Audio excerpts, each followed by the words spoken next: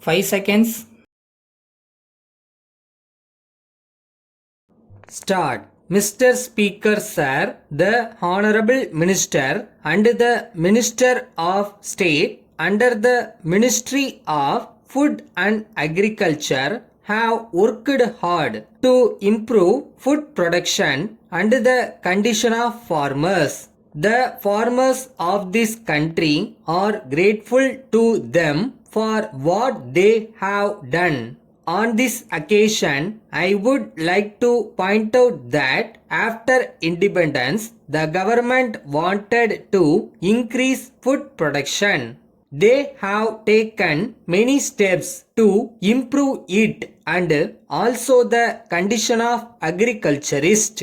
In spite of it, we have not been able to attain self-sufficiency in food grains. I am glad that our ministers have now said in the House that in about 4 years we will again self-sufficiency. For this purpose, there are certain features which have to be taken into consideration. First of all, in the Planning Commission, it has been said that agricultural income tax should be imposed.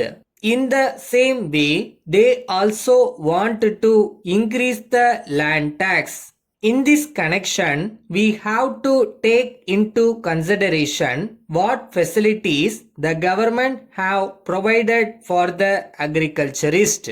We see that the government employees get free education for their children. They get electricity and many other facilities. But in the case of the farmer, his entire family has to work to get the crops in time.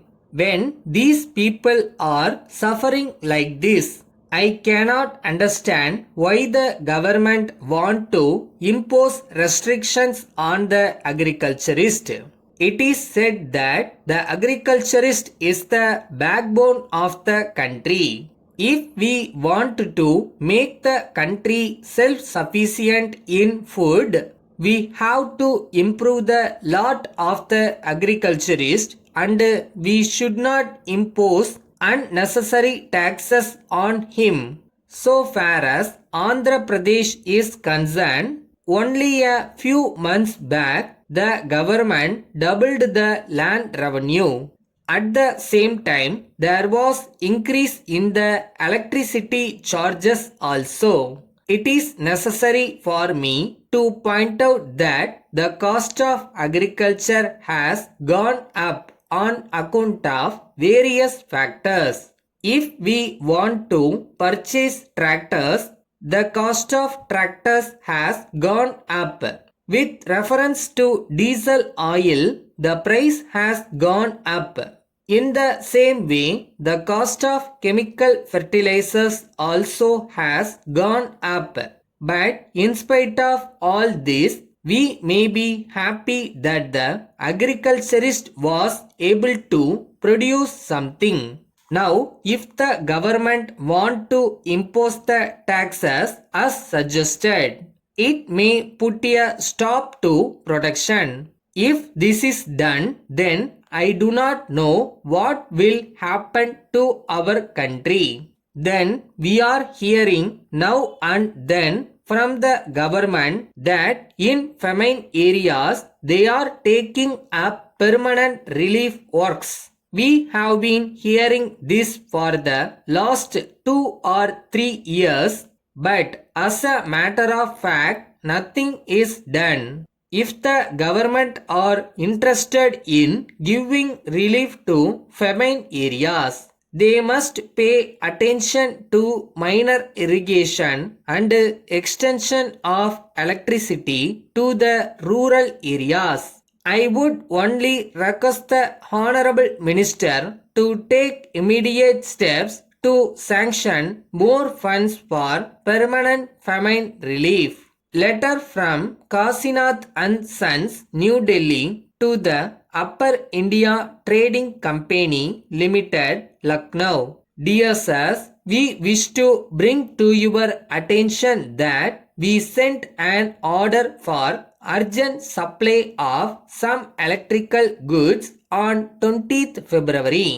We were pleased to acknowledge it on 1st March, informing us that the goods would be assembled at once and dispatched to us by the first available passenger train. But unfortunately, it has become necessary for us to bring to your notice that the goods have not yet reached us. We would like to inform you that this delay has resulted in considerable loss of business to us. We are sure you will appreciate our difficulty and do all that is necessary in the matter.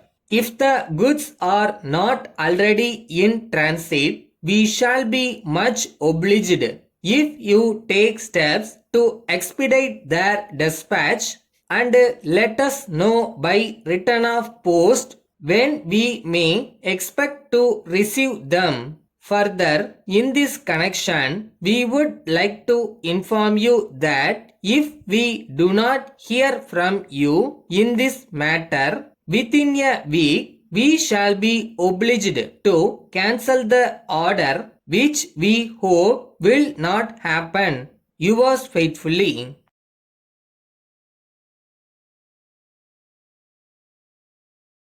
கஷ்டமாக தான் இருக்கு. அதுக்காக அப்படியே விட போறியா? இது உன் வாழ்க்கை. உன்னால மட்டும்தான் மாற்ற முடியும்.